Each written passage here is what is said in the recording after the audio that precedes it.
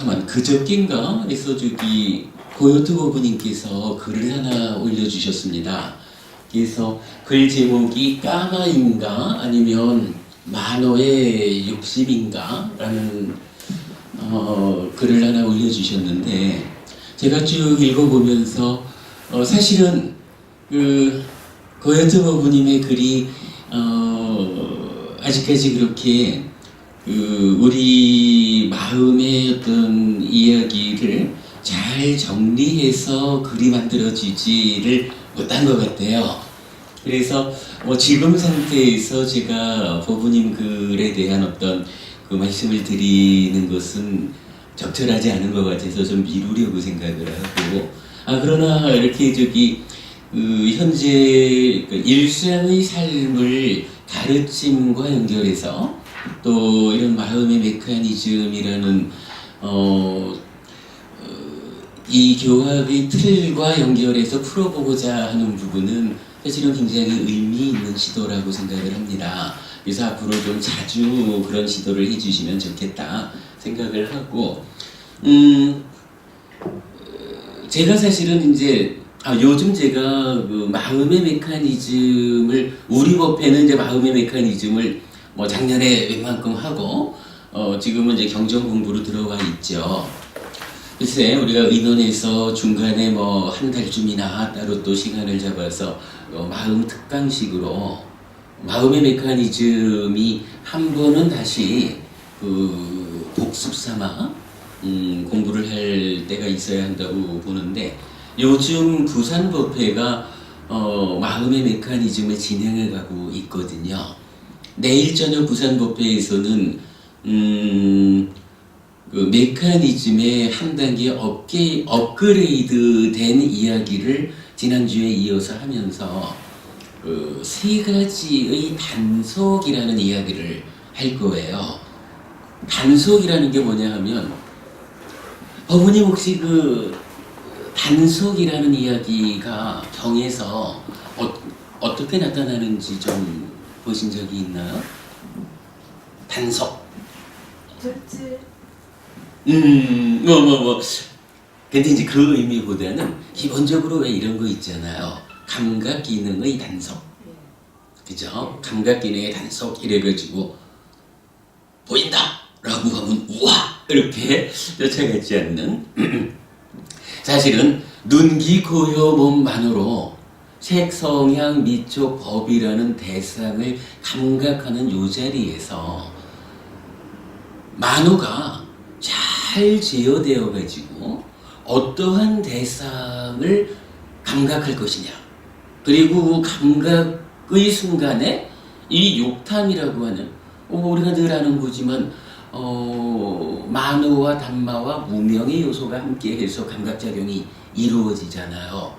그럴 때의 역은 대상을 선택한다라고 하는 한 가지, 그 다음에 무명의 요소에 해당하는 이 욕탐이라는 것이 또한 제어돼야 되겠죠. 요 일을 누가 하나요?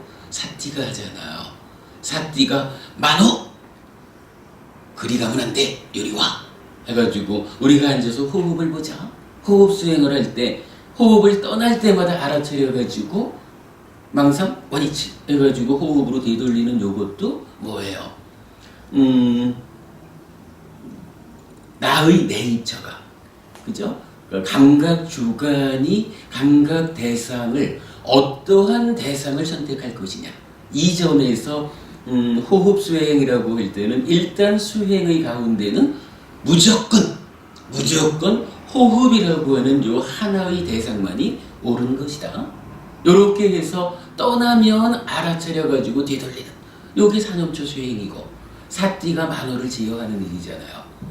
그런가 하면 그렇게 대상에 붙잡았다라고 할 때 좀 더 한 단계 들어가면 이제 붙잡은 상태에서 내가 어느 수준의 욕탐이 개입하는지, 지금 내가 이 정도로 강력하게 탐욕에 찬달아가 이런 부분도 알아차려줘야 되는 거겠죠. 사실은 이제 그 감각 기능을 단속하자라고 하는 것이 기본적으로 그 의미거든요. 그런가 하면 몇 주 전인가 우리가 한번 공부를 했지 싶은데 번뇌에 대한 이야기할 때요. 맞지마니까 2번 모든 번뇌 예경할 때 번뇌라고 하는 것을 노력과 연결해서 우리가 보았었잖아요. 그랬을 때의 단속이라는 이야기가 나왔었거든요. 그때 또 하나의 단속으로는 어떤 게 있었냐 하면 즐기고 환영하고 묶여 있으면 요거 단속하지 못하는 것이다. 즐기지 않고 환영하지 않고 묶여 있지 않는 거 요거 단속하는 것이다. 라고 해서 두 개의 단속경을 제가 비교해서 보여드린 적이 있어요. 지난 연말이겠죠. 그래서 제가 이제 단속이라는 것은 이렇게 우리 마음의 메커니즘, 마음이 몸과 함께 세상을 만나는 이야기의 전개 과정에서 단속한다는 것은 이렇게 두 가지가 있다라고 소개를 해드렸던 거죠. 단속이라는 게 그러면 어떤 의미인가요? 그냥 방치하면 마음이 몸과 함께 세상을 만나는 가운데에 그저 오래된 습성에 의해서 또는 밖에서 부르는 자극에 의해서 이리 뛰고 저리 뛰고 이리 끌려다니고 저리 끌려다니고 온갖 욕탐이 지성해서 결국은 괴로움을 결과맺는 요것 때문에 그렇게 그냥 내버려 두면 안 되겠다. 내버려 두지 않고 어떤 형태로든 제어를 해보자. 그래서 좀 전에 말씀드린 거지만 우선은 어떻게 해요? 사티가 만호를 제어해가지고 괴로움을 만들지 않기 위해서는 요 대상에 자그해라. 요 대상을 감각해 드려야 한다. 이렇게 대상을 선택하는 측면하고 거기에 욕탐이라는 것이 아이고 내 안에서 이렇게 커다란 욕탐이 일어났구나 라고 사티 해가지고 그 욕탐이 삶에 작용하지 않도록끔 차단해야 되는 이런 부분이 하나라면 또 하나는 이제 그 내면에서 사실은 인식 과정에서 생겨난 알매 왜곡이 탐이라고 하는 오염원으로 나타날 때 이 탐에 의해서 대상을 즐기고 환영하고 묶여 있으면 어떻게 되나요? 우리가 뒤에도 보겠지만은 난디 즐김이 일어나고 하면은 결과적으로는 찢다라고 하는 내 마음이 요 탐에 오염이 되잖아요. 또는 탐진치에 오염이 되잖아요. 달리 말하면 찢다라고 하는 내 마음이 탐진치에 오염된 것으로의 가래로 바뀌어버리잖아. 그죠? 오염되어가지고. 그러니까 내면에서 탐의 작용에 의해서 즐기고 환영하고 묶여 있으면 찢다가 가래로 바뀌어가지고 몸과 말과 만으로 오염된 행위를 함으로써 괴로움을 만들잖아요. 그러니까 괴로움을 만들지 않자라고 하면 어떻게? 나의 내면으로 들어가가지고 비록 탐은 일어났더라도 즐기고 환영하고 묶여 있다라고 하는 요 중간 과정을 제어해야 되죠. 그거 뭔가요? 염오라고 하는 거잖아. 즐기지 않고 환영하지 않고 묶여 있지 않는다. 요것도 뭐예요? 바로 이게 단속이잖아. 단속경이라는 경전에서 직접 상와라라고 해서 단속이란 단어로 이 두 가지 자리를 지정해 주고 있거든요. 그래서 우리가 괴로움을 만들지 않기 위해서는 방치하지 않아야 될 자리가 두 가지가 있다. 이렇게 이제 그동안 공부를 해왔던 거죠. 그런데 내일 부산법회에서는 최근에 제가 경전은 또 하나의 단속을 알려주고 있다라는 것을 발견한 거예요. 그래서 오늘 여러분 나눠드린 교재가 앞에 4장은 오늘하고 부산하고 해서 이번에는 같은 주제로 가는데 그 뒤에 있는 2장은 이제 부산 법회하고 달라져요. 부산 법회는 오늘 이제 우리 법회는 이제 8정도에 대한 이야기로 교재가 준비되어 있는데 부산 법회는 그 3가지 단속이라는 주제로 세 번째 교재가 이어져요. 그러면 세 번째 단속은 무엇냐라고 하면 경전이 알려주는 게, 자, 우선은 우리가 이제 첫 번째가 내입처가 외입처를 감각하는 그 자리에서 감각 기능의 단속 이렇게 한 거죠. 두 번째가 그러니까 내입처가 외입처를 감각하면 어떻게 돼요? 식을 새끼치잖아. 그러면 요 세 가지가 만나는 현상이 있죠. 그게 뭐죠? 부분이? 그죠? 삼사화합 촉이죠. 그 삼사화합 촉에 대해서 제가 지난주 지지난주 하여간 그 책 만드는 일을 뒤로 모르고 뒤로 미루고 그 부분을 좀 더 주목해 봤는데, 그 부분에 또 하나의 단속이 숨어 있더라고요. 근데 보니까 경전은 직접적으로 육촉처의 단속, 그러니까 내입처에서 감각 기능의 단속이라는 표현을 한다면, 요 삼사화합 촉이 이루어지는 그 자리에서 직접적으로 육촉처, 그러니까 약간 뭐 파사야따나 6가지 요 촉의 토대, 느낌을 만드는 촉의 자리, 여기에서도 단속이라는 표현으로 구체적인 이야기를 해주고 있더라고요.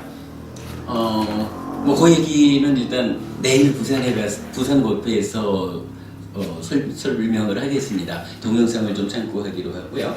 일단 그래 고요 버부님, 제가 이 얘기를 하는 거는 버부님께서 지금 적어주신 요 글이 아마 이렇게 그간 우리가 공부의 과정에서는 이 육촉처라고 하는 이 자리에 크게 주목하지 못하고, 거기에서는 단순히 삼사가 화합해서 그 결과로 느낌을 일으킨다, 경험이 완성된다, 느낌으로 알려진다, 이렇게 보아왔던 그 자리가 사실은 그 단속이 필요한 정도로 어떠한 하나의 역할로 개입하더라 하는 부분을 이번에 제가 이제 새로 본 거거든요.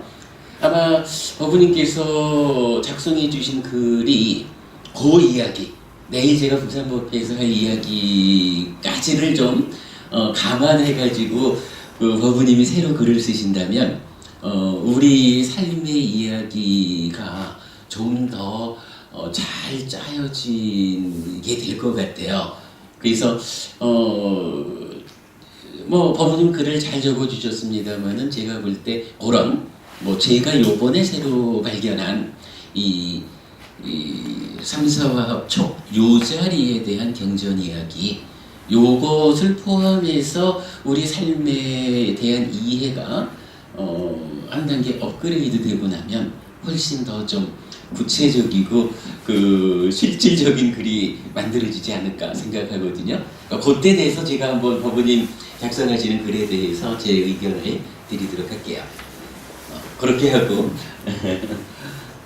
아니 글을 쭉 적어주셨는데 고요법부님 항상 글 잘 쓰시고 공부하는 것을 삶의 이야기로 풀어서 표현하고자 애쓰시는 부분을 저는 사실은 굉장히 높게 평가를 합니다. 불교 공부가 그냥 공부로 끝나는 것은 아무 의미가 없죠. 이 공부가 내 삶의 이야기로 풀어질 때, 내 삶의 이야기, 삶의 과정에서 달리 말하면 마음이 몸과 함께 세상을 만나는 이 이야기를 어떻게 잘 써나갈 수 있을까? 그 역할을 위해서, 그죠? 바로 그 일을 하기 위해서 공부가 필요한 거지요. 그런 점에서 저는 고요보부님 틈틈이 이렇게 글을 만들어 주시는 데 대해서 아주 기쁘게 생각합니다. 네, 이번에는 하여간 촉에 대한 이야기 조금 더 공부하고 그리고 다시 한 번 더 보기로 합시다. 자, 그리고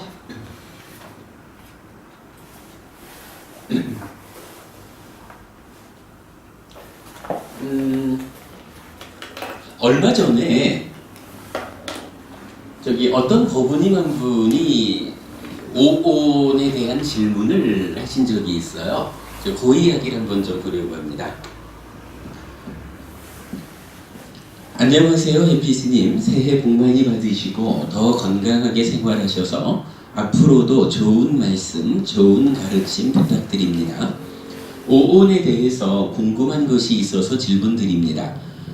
우리 인간은 오온의 집합체에 불과하고 그런 오온은 무상고무아이다라고 하는 것은 이해가 됩니다만 제 궁금증은 초기 불교에서 오온, 즉 색수상행식을 나누는 기준이 무엇인가 하는 문제입니다. 물론 색수상행식은 각각의 특징이 있는 것은 분명하지만 과연 아주 명확한 기준으로 나누어 부처님께서 설하신 것인지 아니면 정말 세밀하게 관찰하면 색수상행식의 경계는 없지만 편의에 따라 나누어 설하신 것인지 궁금합니다. 이와 관련해서 도움이 될 만한 경전을 알려주셔도 감사하고 스님의 말씀을 들려주셔도 정말 감사하겠습니다. 라고 수다나 0811 부부님께서 질문을 주셨어요. 제가 그냥 간단하게 답변을 드렸습니다.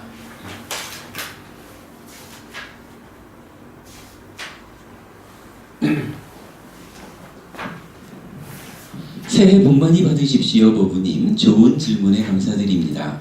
우선 우리 인간은 오온의 집합체에 불과하고 라고 하셨는데 근데 요 말이 맞나요?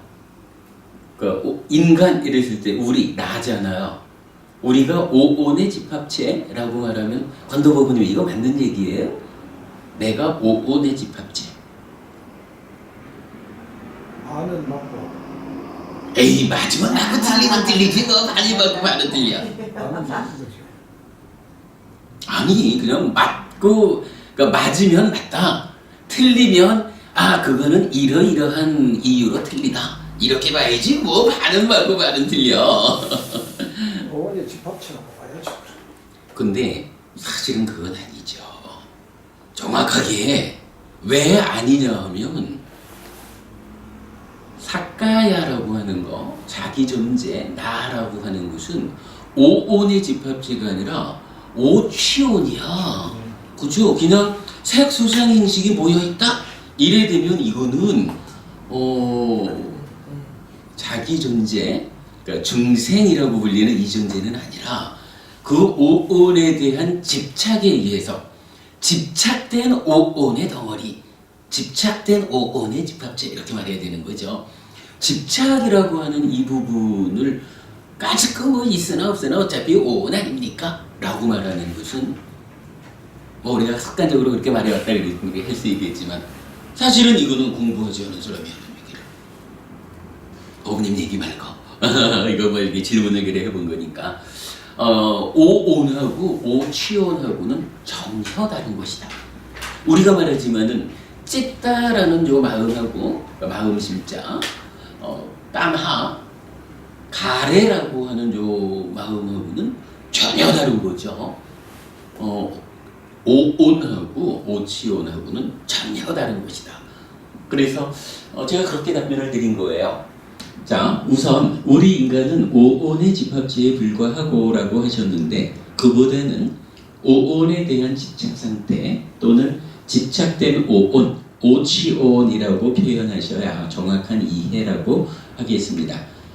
이때 오온, 즉 색수상행식은 무엇이기에 여기에 집착함으로써 자기 존재, 사까야, 인, 오치온이 구성되느냐 하는 것은 중요합니다. 바로 나에 대한 이해이기 때문입니다.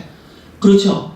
우리가 보통은 뭐 색수상행식, 오온 뭐 이러면 그게 있어 이러고 뭐 우리가 이제 늘 이렇게 자주 말하는 거지만 반야신경에서 조견 오온 개공 도 일체 고액 이러면 오온이 공하다라고 그죠? 오온이 모두 다 공하다라고 비추어 보면 일체의 괴로움을 벗어난다. 이렇게 말하니까 오온이 공하면 공한 줄 알면 됩니다. 이렇게 말하잖아요. 오온이 뭐죠? 이러면 색수상행식입니다. 라고 대답을 잘하죠.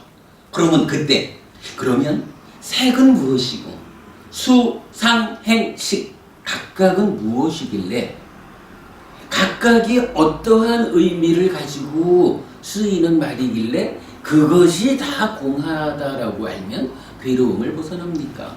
라고 물으면 사실은 답하기가 쉽지 않죠.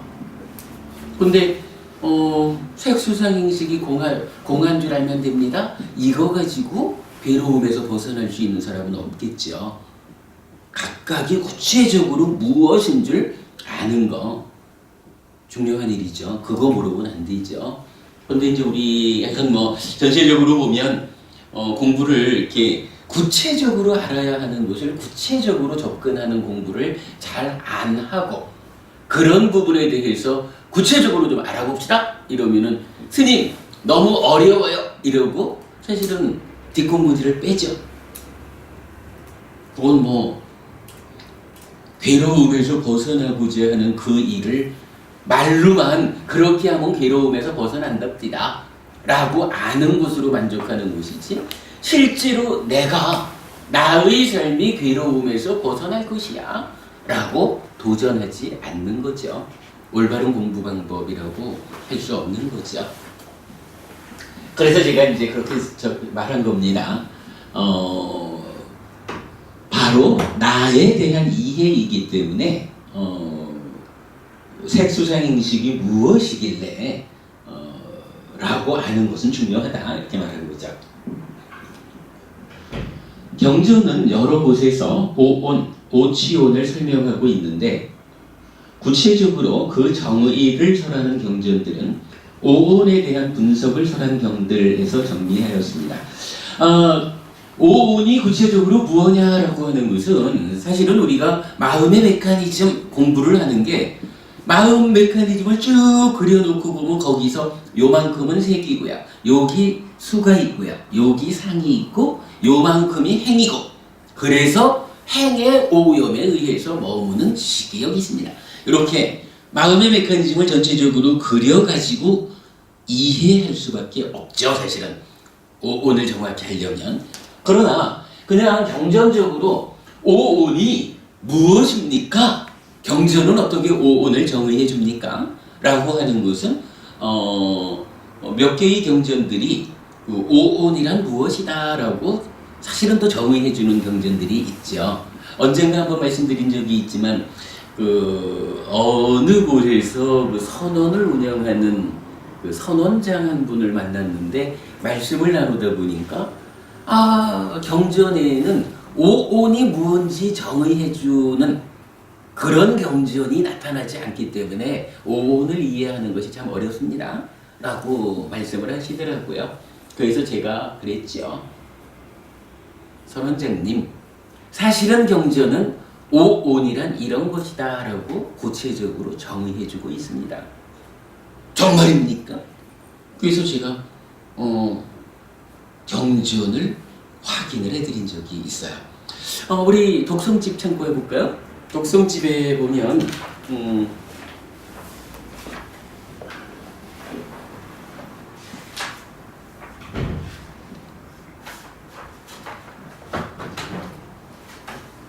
125페이지에 보겠습니다. 저기 이 부분이 그 책 좀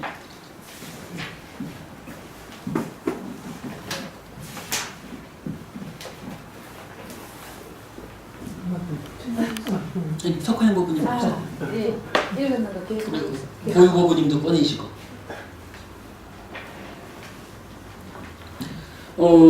이 우리 독성집을 제가 요의라는 말을 붙이면서 사실은 아주 중요한 경전들을 모았습니다 라고 말씀드렸는데 그 중에 보면 저기 보면 125페이지 네, 맞습니다. 예. 그 중에 요의가 되는 경전에다가 부처님이 정의해주는 경전들이 분석경으로 있다 이렇게 말씀드렸죠. 그랬을 때 이 분석경이라는 이름을 갖지 않은 경전 몇 개를 포함했다. 왜? 오온을 정의하는 경전들은 분석경, 위반가숫다라고 나타나지 않기 때문이다 라고 말씀드린 적이 있어요. 그래서 오온의 분석에 대한 경전들을 한 페이지 넘겨보죠. 126페이지 자, 126페이지 보면 쥐착의 양상경이 있는데 이것은 오온을 분석하는데 쌓임의 측면 어떤 것들이 쌓여 있습니까? 이런 의미가 되겠죠. 그래서 취착의 양상경에서 뭐 한 가지만 보자면 비구들이요. 그러면 어떤 것이 물질인가? 네 가지 근본 물질, 즉 4대와 4대에서 파생된 물질, 이를 일러 물질이라 한다라고 설명해주고 있고요. 뭐 그런 식으로 쌓임이라고 하는 덩어리된 부분을 이제 말해주고 있고요. 한 장을 넘기면 129, 한 장 넘기면 129페이지입니다. 129페이지 삼켜버림경이라고 22번 상류따 79번 경이네요. 요거 오온의 분석인데 이 작용의 측면이랬어요. 그러니까 어떤 표현하자면 형태로 드러나는 부분은 앞에 취착의 양상경에서 설명해 줬다면 이제 각각이 어떤 작용을 하길래 색수상행식이라 불릴까? 라고 하는 그 부분은 삼켜버림 경에서 정의해 주고 있는 거예요. 자, 요것도 한 가지만 읽어보죠. 비구들이요. 그러면 왜 물질이라 부르는가? 물질이란 무엇이냐? 하고 정의해 주는 거죠. 변형된다 또는 부딪힌다. 요 이제 루파티라고 하는 단어를 어떻게 해석하느냐의 차이인데 변형된다 또는 부딪힌다라고 해서 물질이라 한다. 그러면 무엇에 의해서 변형되는가 또는 부딪히는가? 차가움에 의해서도 변형되고 더움에 의해서도 변형되고 배고픔에 의해서도 변형되고 목마름에 의해서도 변형되고 파리, 모기, 바람, 햇빛, 파충류들에 의해서도 변형된다. 배구들이요. 이처럼 변형된다고 해서 물질이라 한다. 맺힌 김에 요건 한번 좀 읽어보죠. 다음 페이지 넘어갈게요. 비구들이요. 그러면 왜 느낌이라 부르는가? 느낀다고 해서 느낌이라 한다. 그러면 무엇을 느끼는가? 즐거움도 느끼고 괴로움도 느끼고 괴롭지도 즐겁지도 않은 것도 느낀다. 비구들이요. 이처럼 느낀다고 해서 느낌이라 한다. 넘어가서 비구들이요. 그러면 왜 상이라 부르는가? 상한다고 해서 상이라 한다. 그러면 무엇을 상하는가? 푸르다고 상하고 노랗다고 상하고 빨갛다고 상하고 시다고 상한다. 비구들이요. 이처럼 상한다고 해서 상이라 한다. 요거 보통은 어떻게 하나요? 인식한다고 해서 상이라 한다 이렇게 말하죠. 또는 지각한다고 해서 상이라 한다 이렇게 말하죠. 여러분들은 아시죠? 제가 왜 요거를 그냥 상한다, 그러니까 상이라는 말을 그냥 썼는지. 요거 원어로 산자나띠죠. 그러면 산자나띠 한다라고 할 때 푸르다고 산자나띠 이러는 거 이렇게 말하면 푸르다고 인식한다, 푸르다고 지각한다 이렇게 말하는 거 아니죠? 표현하자면 석화행 버부님대로 보는 게 아니라 내 안경에 파란색을 곁들이면 석화행 버부님 더하기 파란색으로 산자나띠 한다. 그럼 산자나띠란 무엇이냐? 윈냐나가 그렇죠. 그러니까 윈냐나 시기 수를 분별해서 아는 위자나띠하는 그때의 내면의 경향성으로 개입하는 것. 요거 상이죠. 그래서 산자나띠라는 것은 인식한다, 지각한다 이게 아니라 시기수를 분별해 아는 거기에 파란색 안경을 쓸까, 노란색 안경을 쓸까. 요래가지고 그 색깔을 더해주는. 그래서 우리가 말하는 그거죠. 상이 병들어 있으면 바로 파란 안경을 쓴 상태로 병들어 있으면 어떻게 돼요? 시기 분별작용을 하는데 파란색을 보태주니까 결국은 분별작용의 결과 알미죠. 야나 알미 파랗다고 왜곡되어 나타나는 거죠. 왜곡된 알미 생겨난다. 이렇게 되는 거죠.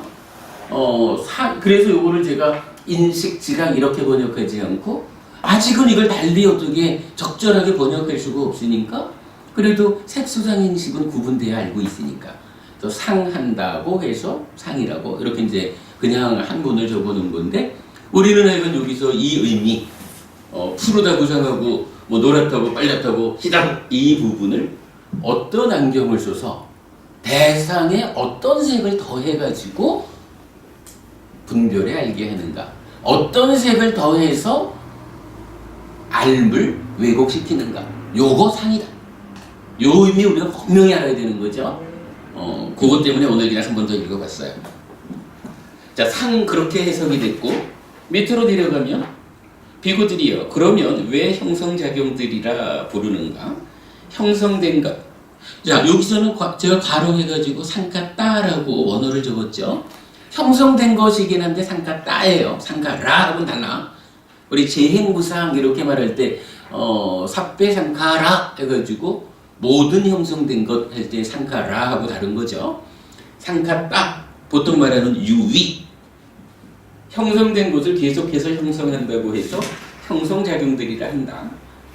그러면 어떻게 형성된 것을 계속해서 형성하는가 해서 뭐 물질이 물질이게끔 해가지고 색수상행식 이렇게 나오는데 여기서는 제가 여러분 여러 번 얘기하는 거죠.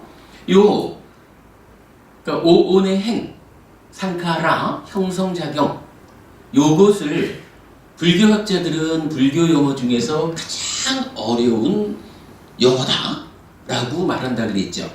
왜냐하면 바로 요 자리에서 어떻게 말해지는 거예요?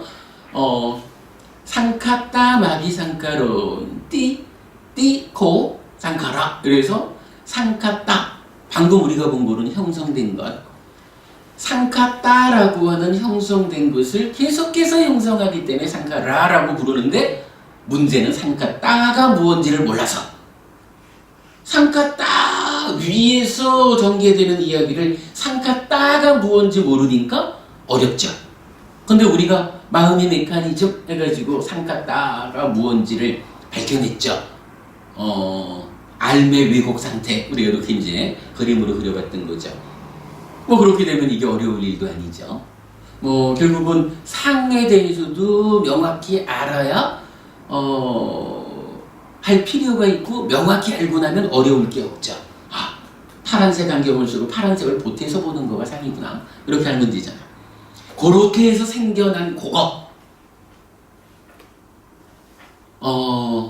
번뇌 때문에 왜곡된 그거. 요거를 상카따라고 하는구나 라고 알고 나면 그렇게 내면의 이야기에서 한번 왜곡되게 형성된 요거를 이제 표면에서 몸과 말과 만호의 행위를 위해서 한 번 더 형성작용을 거치는 거죠. 그래가지고 어떻게 식을 만드는 거죠. 식을 머물게 하는 거. 이렇게 되면 상카라 행도 어려울 게 없는 거예요. 마음의 메커니즘으로 흐려지면 상과 행 두 가지를 우리가 이해해냈다라고 하는 것은 굉장히 중요하죠. 우리 법회가 어디 가서도 그래도 부처님 가르침의 진정을 찾아내고 밝혀내고 공부하는 법회라고 말할 수 있는 게 뭐 중심적으로는 거기에 있는 거죠. 그렇게 하면 이제 뭐 식이라는 것은 식별한다, 미자나띠, 식별한다라는 거고 머문 식이고 그렇게 보면 되죠.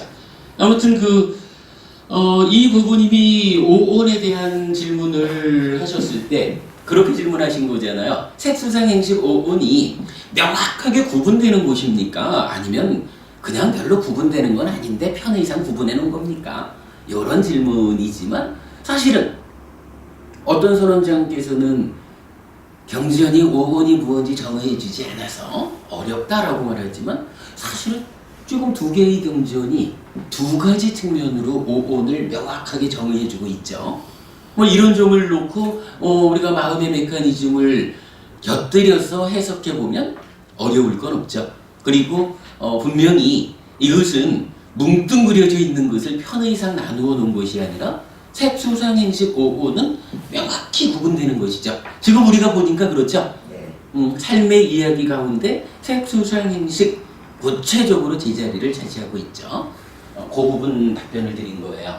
그러니까 오온을 이렇게 알아야 우리가 불교를 바르게 공부할 수 있고 삶의 이야기, 마음이 몸과 함께 세상을 만나는 이야기를 올바르게 써나갈 수가 있는 거죠. 예, 뭐 그렇게 이제 답변을 드렸고 그 다음에 예, 그 이야기를 이렇게 적어봤네요. 경전들에 의하면 오온은 명확한 기준을 가지고 구분되어 있습니다. 제가 이해하는 바에 의하면 삶의 전개 과정을 명확하게 단락지어 정의해 준 것입니다.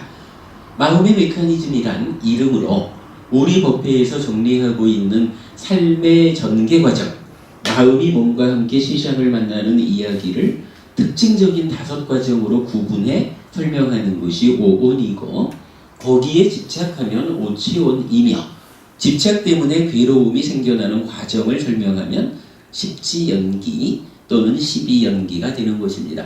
이건 우리가 그간 아는 거죠. 자, 그 다음에는 이제 도움이 될 만한 경전을 알려달라고 하셨는데, 상류타 니까야의 22번 주제 온상류타가 직접적으로 오온을 설명하는 경전 모음이고, 그러겠죠. 온상류타는 뭐 당연히 오온을 설명하는 거고, 지금 우리가 본 경전 2개도 온상류타에 속한 경전이죠. 그런가 하면 35번 주제 육처상류타가 마음이 몸과 함께 대상을 만나는 과정을 좀 더 세밀하게 설명한 경전 모음. 달리 말하면 세계 영역, 그러니까 마음이 몸과 함께 대상을 만나는, 내 입처가 외 입처를 만나는 요 자리에서 그 감각작용에 의해서 식이 새끼쳐져 생겨나고, 그러면 삼사와 합촉해가지고 어떻게 해요? 경험, 느낌이 완성되잖아. 요 부분을 중점적으로 설명하고 있는 하나의 상류타가 육처상류타, 이렇게 말할 수가 있겠죠. 오늘 공부 시작하면서 말씀드린 육척처의 간섭이라고 하는 부분 주목했다 했는데, 그것도 결국은 그 영역이 되겠죠. 하여간 이제 이보부님이 오온을 알기 위해서 도움이 될 만한 경전, 이렇게 말씀하셨기 때문에 뭐 이거 한두 개 경전으로 도움이 될 겁니다, 보십시오, 이렇게 말씀드릴 형편이 아닌 거죠.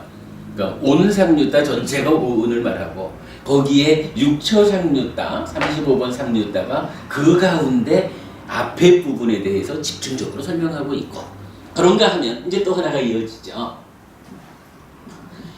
12번 주제 인연상류타는 그 과정에서 집착 때문에 괴로움이 생겨나는 과정을 설명하는 경전 모음이라고 할 것입니다, 이랬어요.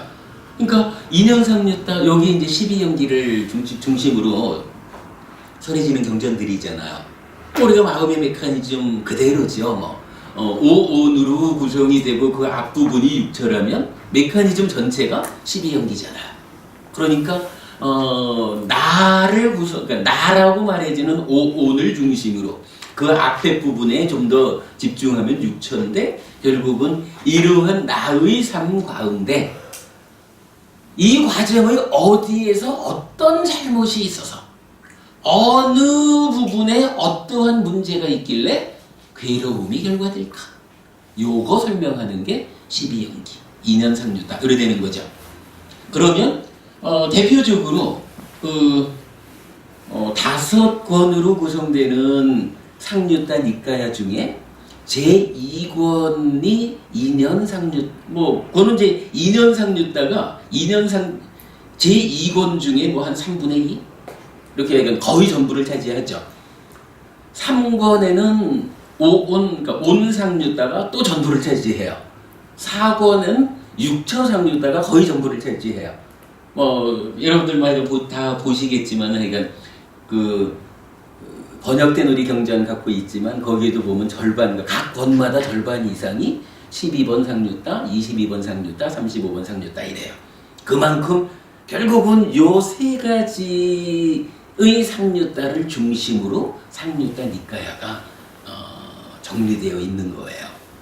자, 그런가 하면 이제 더 나아가 사부 니까야 전체가 마음이 몸과 함께 세상을 만나는 가운데 괴로움이 생겨나는 과정으로의 우리 삶의 현실, 고와 그 현실에서의 탈피, 고멸을 설하는 경전들이라고 이해하는 것이 옳을 것입니다. 대표적으로 말하면 요 3개의 상류타를 가지고 말할 수 있지만, 그러나 사실은 사부니까야 전체가 뭐 하는 거냐, 어떻게 하면 왜 나의 삶이 괴롭지? 라고 괴로움에 대한 자각이죠. 그런가 하면 이 괴로움에서 어떻게 벗어날 수 있을까? 괴로움의 탈피, 고멸이죠. 그래서 우리가 대표적으로 말하는 게 있죠. 배배 비유 이경 중심으로 부처님 이렇게 말하잖아요. 나는 오직 고와 고멸을 말할 뿐이다. 그거죠. 불교가 제시하는 대명제 고와 고멸이죠. 거기에다가 이 괴로움이라는 것은 어떻게 생겨나는 것일까? 라고 그 발생의 과정, 원인 쪽을 설명하면 그거 집이라고 말하고, 이 괴로움의 소멸은 어떤 방법에 의해서 가능한가? 그래서 괴로움을 소멸하는 길, 방법 해가지고 8정도 딱 자리에 갖다 놓으면 도성제해서 고진멸도 사성제가 완성되는 거죠. 결국은 사보니까야 전체가 이 얘기를 하는 거. 이렇게 보는 것이 타당하다라고 설명을 했어요.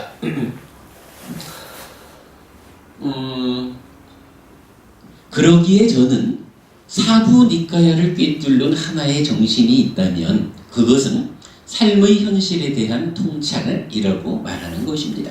그러니까 사부니까야라고 하는 부처님 가르침은 어디 하늘에 별 따오는 이야기, 어디 소설 속에 있는 어떠한 상황을 놓고 그 상황을 기준한 재미있게 소설 읽는 법 이런 거 아니죠.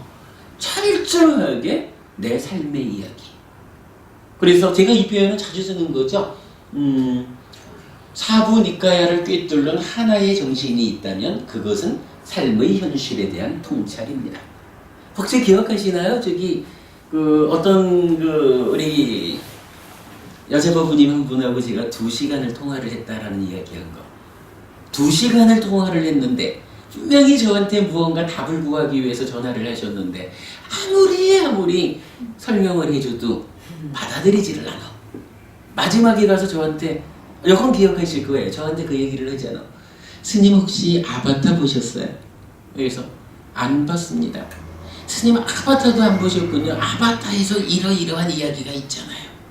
그래가지고 제가 한마디로 KO 시켰다. 버부님은 소설 속의 주인공입니까? 영화의 주인공입니까? 아니면 그대의 삶을 스스로 직접 살아가는 사람입니까? 요 한마디를 하니까 그때 비로소 그렇군요 스님, 제가 소설의 주인공, 영화의 주인공이 아니다라는 그 부분을 망각하고 그냥 이러면 좋겠는데 저러면 좋겠는데 라고 하는 어떤 환상 속에서 답을 구하려고 하니 현실에 입각한 우리 삶의 현실 위에서 설해진 부처님 가르침으로 답변을 주는 것을 받아들일 수가 없었던 거지요.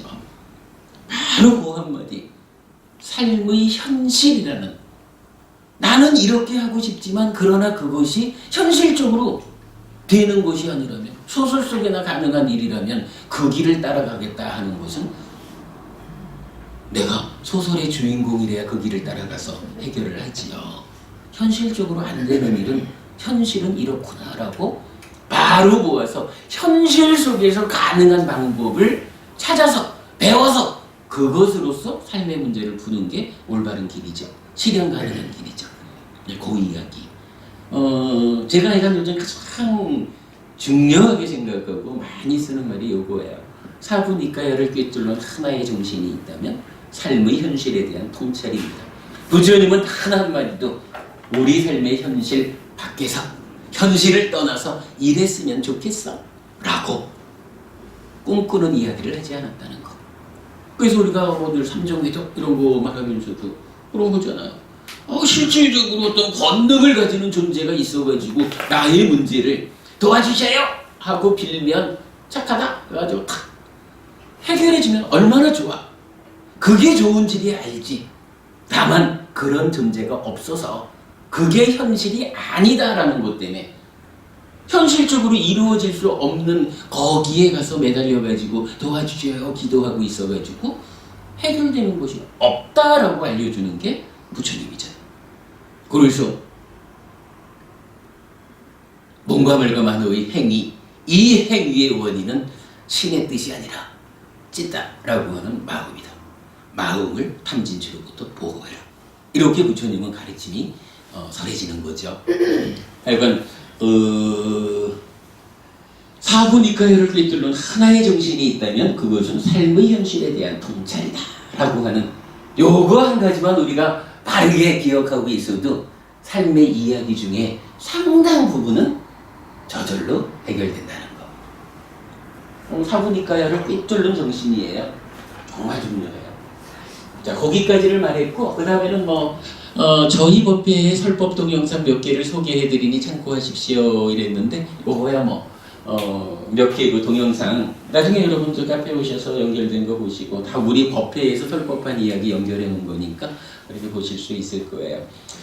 질문은 사실은 그냥 쉽게 누구나 말하는 5번 이야기를 그냥 쉽게 한 것 같은데 제가 쉽게 답변하지 못하고 거기에서 의미 있는 내용들을 좀 짚어봤어요. 그렇게 좀 5번을 중심으로 불교 이야기, 우리 삶의 이야기 이렇게 한번 좀 짚어봤습니다. 자, 여기까지 하고 좀 쉬도록 하겠습니다.